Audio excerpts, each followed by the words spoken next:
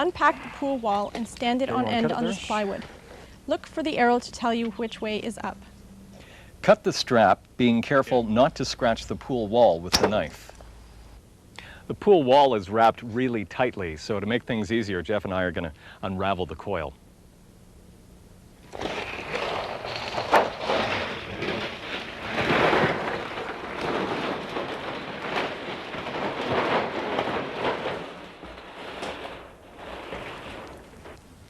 For the best results, place the skimmer on the downwind side of the pool. That way, leaves and debris will naturally find their way into the skimmer. In this backyard, the winds tend to blow out of the west, so we'll put that skimmer cut out to the east. By the way, here's where Atlantic Pools has used its engineering know-how to your advantage. This edge shows the quadrifold system.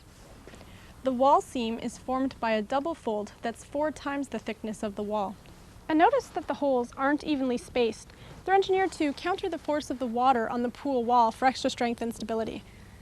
In order to hide the seam of the pool wall and for the overall strength of the pool, the starting end of the wall must be placed directly over a base plate.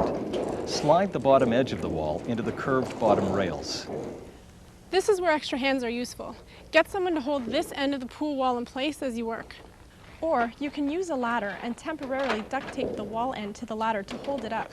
You'll need a ladder later to climb in and out of the finished pool, so it's probably a good idea to do this anyway. You'll find these slotted tubes in your pool hardware kit. Now, as you uncoil the wall, what you want to do is fasten them to the top edge of the pool wall, making sure the ends line up with a base plate. Now, Atlantic is one of the only pool manufacturers to use these unique tubes.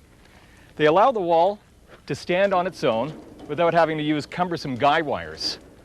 You'll really appreciate this feature.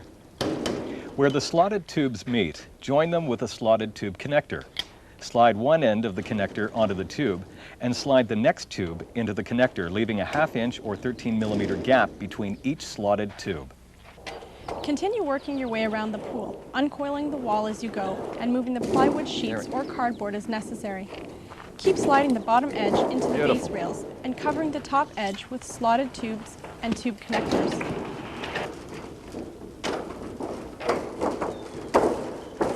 Nice. Beauty. Okay, you see we have a gap. Don't worry if that happens to you. It happens often. Either you're too short or it overlaps, it's too long. It doesn't take much to make some minor adjustments so that the holes on both ends of the walls actually meet up. If the wall is too short like ours, just remove the small wooden blocks from between the base rails and tap carefully on the wall against the base plate on the outside of the pool. This will make the circle smaller and bring your ends closer together. If the wall is too long, do the same thing from the inside of the pool to make the circle larger. When you have the two wall ends close to each other, it's a good idea to use a screwdriver, put it in the bottom hole and the top hole to keep the wall aligned. Make sure you don't scratch the paint though. Fasten the wall together using these nuts and bolts. The bolt heads go on the inside of the pool and the nuts on the outside. Once you have all your nuts and bolts in place, fasten them securely using a cordless power drill with a Phillips head. But make sure you don't over-tighten them. This can create metal burrs, and that can tear the pool liner. Okay.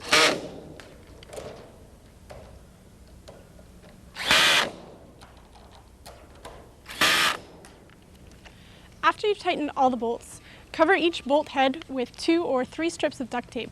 That'll protect the liner from any damage.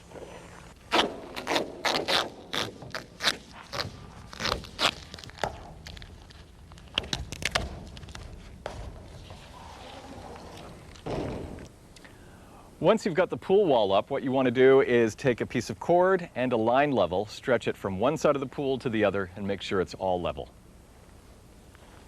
You just hook the level onto the cord and stretch it out across the pool wall. Yeah, pull it tight. Check the wall in several different directions. Make sure the pool area is level within 1 inch or 25 millimeters across the entire diameter. Remember, an unlevel pool is extremely unsafe. It could collapse suddenly. You should also check to ensure that the pool is round. Measure across the pool at each base plate. Each measurement must be no more than 1 inch or 25 millimeters larger or smaller than any others. Nudge the base plates in or out with your foot to make adjustments. Remember, adjusting the pool like this could cause the base rails and plates to slip out of alignment. Once you have the shape, recheck the base plates to make sure the rails are centered and the plates themselves are centered over the limestone pad or the patio stone. You want to check your slotted tubes and connectors. Make sure that the connectors are centered over the base plate. And you can ensure this by securing it with a couple of pieces of duct tape. Now that the pool is level and round, we can go ahead and finish preparing our pool bottom. Remember, we used a pre-cut Cantor styrofoam bottom for our pool, but if you're using sand, spread it evenly across the bottom of the pool, right up to the base rails, and tamp it slightly. Once you've got the pieces together, use some duct tape over the seams just to make sure they don't come apart.